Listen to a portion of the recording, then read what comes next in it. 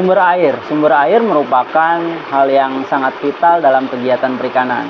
Pemilihan sumber air yang tepat maka akan memudahkan kegiatan budidaya yang akan kita lakukan. Salah satu sumber air yang bisa digunakan dalam kegiatan budidaya perikanan adalah sumber air yang berasal dari sungai misalnya. Ada juga nanti kita akan perlihatkan bagaimana sumber air yang berasal dari sumur. Atau ada juga mata air gitu ya. Jadi ada berbagai sumber air yang bisa digunakan untuk kegiatan budidaya ikan. Ini salah satu yang kita lihat pada video kali ini adalah sumber air yang berasal dari sungai atau kali. Karena memang kondisinya masih bisa digunakan secara langsung, maka kita bisa gunakan. Walaupun masih punya resiko ketika sumber air dari sungai ini tercemar oleh limbah rumah tangga atau limbah pabrik atau limbah-limbah pertanian, maka menjadi tidak layak untuk digunakan dalam kegiatan budidaya. Tapi selama sumber air ini masih terjaga, maka bisa digunakan. Teman-teman bisa lihat dari kejernihan airnya, ini masih bisa digunakan untuk kegiatan budidaya.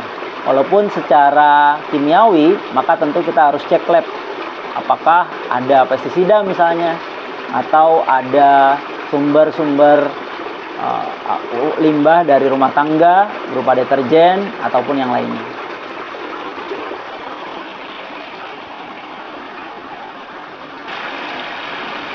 Nah, selain sumber air sungai, ada juga sumber air dari sumur dangkal.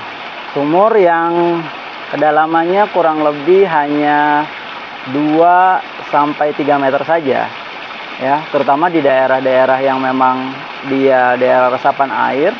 Nah, ini kita akan mudah untuk mendapatkan sumber air dari sumur dangkal. Nah, teman-teman bisa lihat ke bagian bawah ini adalah contoh sumur dari air dangkal. Diameternya kurang lebih hanya 1 meter saja sumurnya, dan kedalamannya sampai kurang lebih 1,5 meter saja.